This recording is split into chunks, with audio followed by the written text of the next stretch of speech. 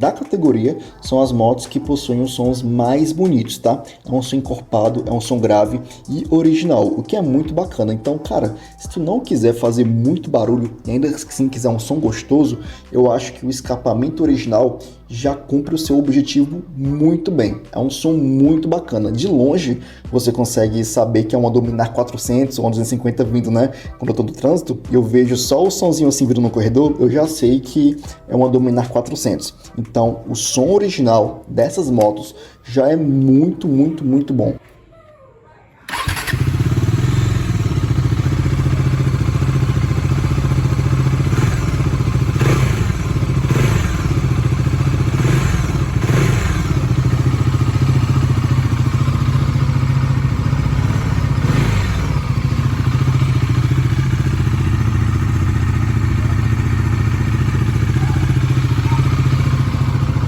Agora eu vou